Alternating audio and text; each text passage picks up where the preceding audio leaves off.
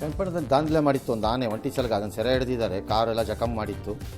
ಕೆರೆ ಕಡೆಗೆ ಓಡಿಸಿ ಅದಕ್ಕೆ ಮದ್ದು ಕೊಟ್ಟು ಇಳಿಸಿ ಬೀಳಿಸಿ ಅದನ್ನು ಎದಾಕಡಿದ್ದಾರೆ. ಹಾಸನದ ಚಿಕ್ಕ ಹೊನ್ನೆನಲ್ಲಿರುವ ಪಶುವೈದ್ಯ ಕಾಲೇಜಿನ ಹಾಸ್ಟೆಲ್ನಲ್ಲೇನೋ ರ್ಯಾಗಿಂಗ್ ಅಂತೆ. ಜೂನಿಯರ್ ವಿದ್ಯಾರ್ಥಿಗಳ ಮೇಲೆ ಸೀನಿಯರ್ಗಳು ಹಲ್ಲೆ ಮಾಡಿದ್ದಾರಂತೆ. ಈಗ ಕಮಿಟಿ ರಚನೆ ಮಾಡಿದ್ದಾರೆ. ಒಂದು 18 ವಿದ್ಯಾರ್ಥಿಗಳನ್ನು ಹಾಸ್ಟೆಲ್ನಿಂದ ಹೊರಗಾಕಿದ್ದಾರೆ.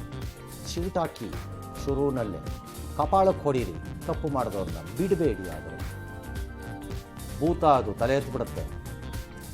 ಚಲಿಸುತ್ತಿದ್ದ ರೈಲಿಂದ ಮಗು ಬಿದ್ದಿದೆ. ಚೈನ್ ಎಳೆದ್ರು ನಿಂತಿಲ್ಲ. ಪಶ್ಚಿಮ ಬಂಗಾಳದಲ್ಲಾಗಿದೆ. ಜಲ್ಪೈಗುರಿ ರಾಮನಗರ ಮಾರ್ಗದಲ್ಲಾಗಿದೆ ಇದು.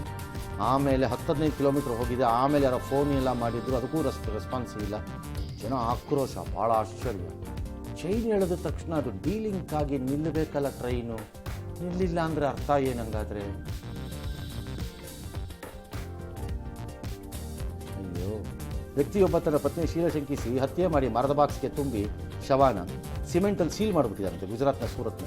ಆಮೇಲೆ ಪೊಲೀಸ್ನವ್ರಿಗೆ ದೂರು ಕೊಟ್ಬಿಟ್ಟಿದ್ದಾನೆ, ತಲೆ ಮರೆಸ್ಕೊಂಡ್ಬಿಟ್ಟು ನಾಪತ್ತೆ ಅಂತ. ಯಾವುದೋ ನೋಟ್ ಮೇಲೆ ನಾನು ಗಂಭೀರವಾದ ತಪ್ಪು ಮಾಡಿದ್ದೀನಿ, ಈಗ ಅವಳು ಬದುಕಿಲ್ಲ, ಜೀವಂತವಾಗಿಲ್ಲ ಅಂತೆಲ್ಲ ಬರೆದಿದ್ದಂತೆ. ಈಗ ಪೊಲೀಸರು ಹುಡುಕ್ತಿದ್ದಾರೆ ಅವನು.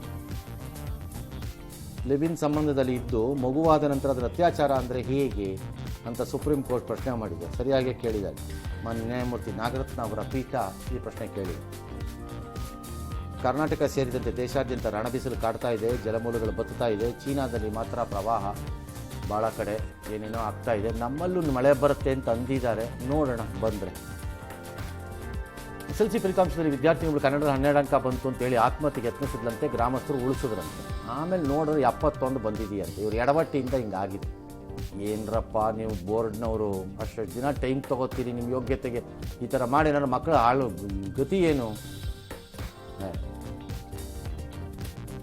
ಗ್ಯಾಸ್ ಬುಕಿಂಗ್ ನಿಯಮ ಮೇ 1ರಿಂದ ಬದಲಾವಣೆ ಸಾಧ್ಯತೆ. ಗೃಹ ಬಳಕೆ 14 kg ಸಿಲಿಂಡರ್ ಬುಕಿಂಗ್ ಅವಧಿಯಲ್ಲಿ ಮತ್ತಷ್ಟು ಬದಲಾವಣೆ ಎಲ್ಲ ಮಾಡೋ ಸಾಧ್ಯತೆ ಇದೆ.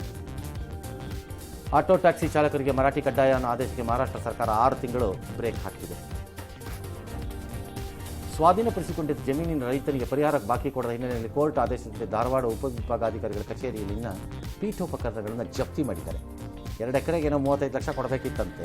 ರುದ್ರಭೂಮಿ ರೈತ ಯಾರು ನಾಗನಗೌಡ ಅನ್ನೋರಿಗೆ ಅದು ಕೊಟ್ಟಿಲ್ಲ. ಅದು ಹಿಂಗಾಗಿದೆ.